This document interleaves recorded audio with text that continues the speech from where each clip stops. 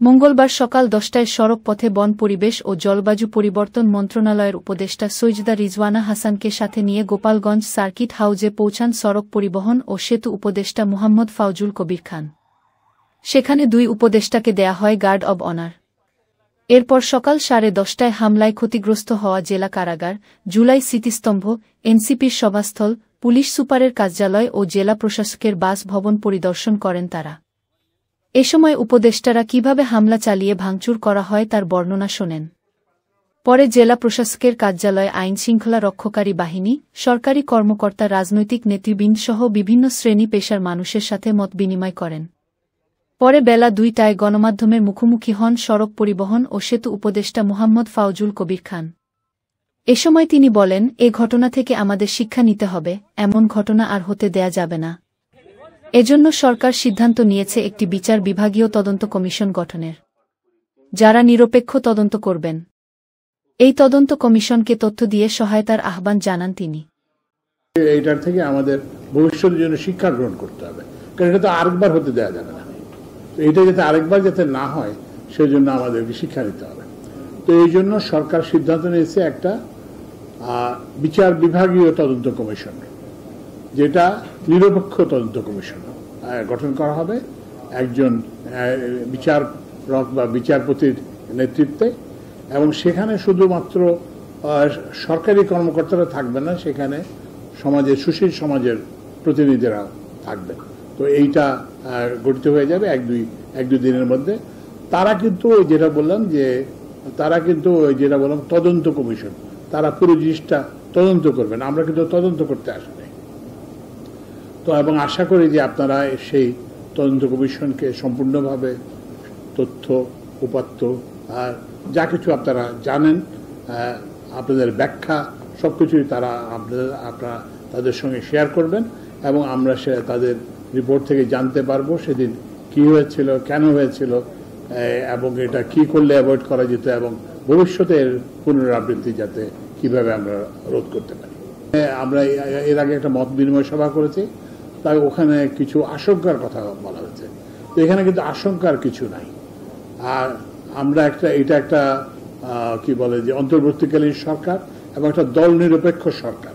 এটা শহীদদের রক্তের উপরে প্রতিষ্ঠিত সরকার, 20,000 30,000 আহতদের আত্মত্যাগের সরকার। তো সুতরাং আমরা এখানে গোপালগঞ্জে আমাদের কাছে যা, আমাদের প্রত্যেকে নিজের জেলাও তাই, এবং মাননীয় প্রধান উপদেষ্টা সেই বার্তাটাই দিয়েছেন যে আমরা গোপালগঞ্জে যাতে আমরা আশ্বস্ত করি আপনাদের, যে আপনাদের এখানে কি বলে যে কোনো রকমভাবে যারা অন্যায় করেছেন, যারা ধরেন কি বলে যে পুলিশের গাড়িতে আগুন দিয়েছেন এবং আইনশৃঙ্খলা বাহিনীর কর্মকর্তাদের উপর হামলা করেছেন, তারা তো অবশ্যই আইন অনুযায়ী তাদের শাস্তি পাবেন। কিন্তু এছাড়া যাতে অন্য কেউ যাতে না হয়, ব্যবসা বাণিজ্য, আপনাদের যে স্বাভাবিক জীবন যাতে বাধাগ্রস্ত না হয়, সেজন্য আমরা সবকিছু চেষ্টা করব। আর শেষ কথাটা, মত বিনিময় শেষে তিনি আরও বলেন, গোপালগঞ্জের সহিংস ঘটনার সাথে যারা জড়িত কেবল তাদের বিরুদ্ধে আইনগত ব্যবস্থা নেওয়া হবে। নিরীহ কাউকে যাতে হয়রানি করা না হয় সে বিষয়ে নির্দেশনা দেয়া হয়েছে। এ সময়ে তিনি আগামী জাতীয় সংসদ নির্বাচন নিয়ে বলেন, আগামী নির্বাচন আমরা সুন্দর ও নিরপেক্ষভাবে করতে চাই। মানুষ যাতে নির্ভয়ে ভোটকেন্দ্রে গিয়ে ভোট দিতে পারেন। এই যে অভ্যুত্থান পরবর্তী যে সরকার, আমরা যেটা চেষ্টা করতেছি যে এটা গণতন্ত্রের চর্চা করা, যাতে এটা আগে তো গণতন্ত্রের চর্চা হয় নাই, যারা বিরোধী মত হলেই সেটাকে দমন করা হয়েছে, আয়নাঘরে নিয়ে যাওয়া হয়েছে, নানান রকম শাস্তি দেওয়া হয়েছে। তো এখন আমরা চাচ্ছি যে সেই পরিস্থিতিটা পরিবর্তন করতে, এমন একটা পরিবেশ আমরা সৃষ্টি করতে চাই যেখানে সবাই নির্ভয়ে তাদের মত প্রকাশ করতে পারবেন, আবার দায়িত্বশীলতার সঙ্গে মতামত পেশ করবেন।